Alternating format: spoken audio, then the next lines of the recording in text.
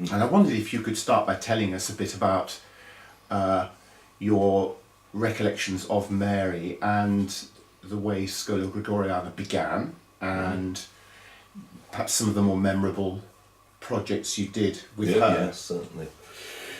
Well, Schola began in 1975, I think, and actually it wasn't actually Mary's initiative to start with. It was a friend of hers who'd heard chant for the first time and then started talking to Mary about it, and Mary was bemoaning the fact that it was disappearing. And this friend said, "You really must do something about that." Anyway, Mary picked up that ball and ran with it and started doing a lot of work in Cambridge and so on. I was booked as a cantor by sort of word of mouth, friends of friends suggesting to her who might be useful. It was in 1981, and it was a classic, as it turned out, Mary trip. We foregathered at Newnham about 3 days before we were due to travel to Belgium, rehearsed pretty much round the clock, really. But we put up in college and dined nicely and everything. And there was this wonderful character, Mary, who was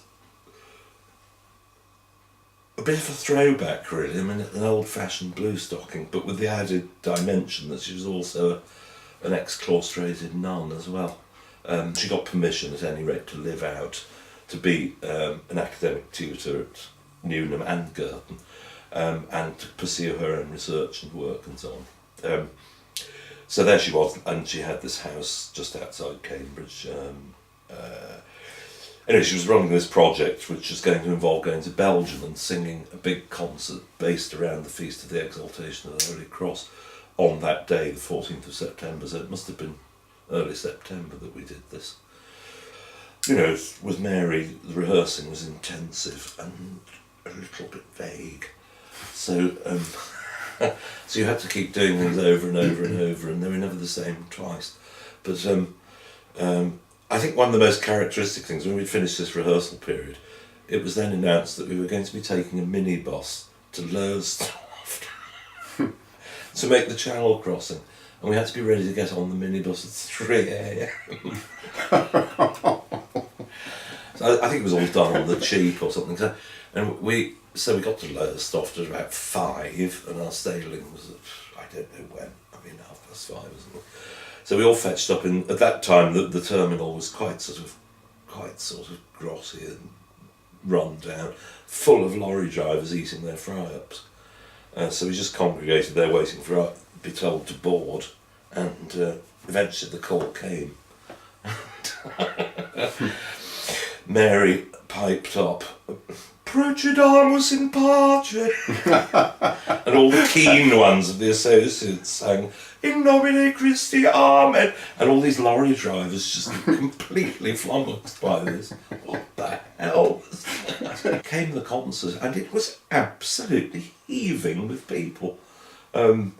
Mothers with babies in pushchairs, and a turnout like that for a chant concert was not something I'd ever encountered before. One got to sing in places, very often in the middle of the night because it was quiet, for recordings and things, that you'd never normally, I mean, to have the Sistine Chapel to yourself, no tourists or anything.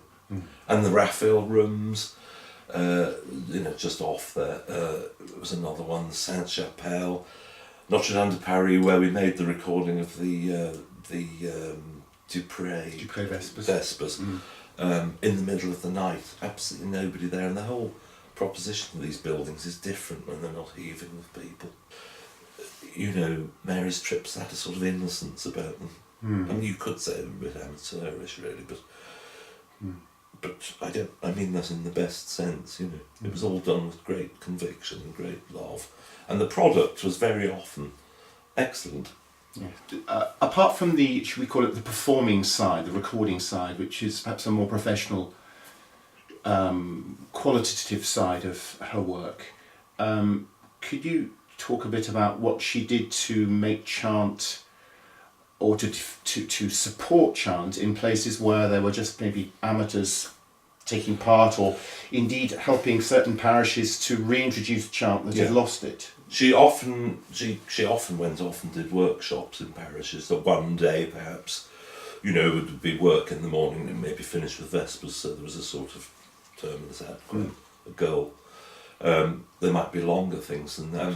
Weekends for the associates. You'd return up on a Friday night, you would finish after lunch on Sunday, and they would be grouped around a theme, and you'd get a very big turnout, and those people would then go back to their parishes.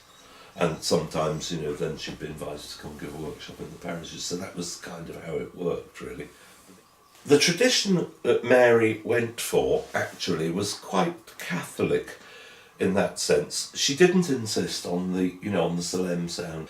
She was very accommodating and liked people to sing, not always the liturgical chant, but sometimes other things contemporaneous with it, in all sorts of different ways. And she was quite happy to have people sort of blasting, who probably wouldn't have been monks, and wouldn't have, they'd have been the sort of people who knocked out numbers down the pub rather than sang chants. Yes. But she was happy to have some of that. So when we did Crusader songs or something like that, she was quite happy to have some of that.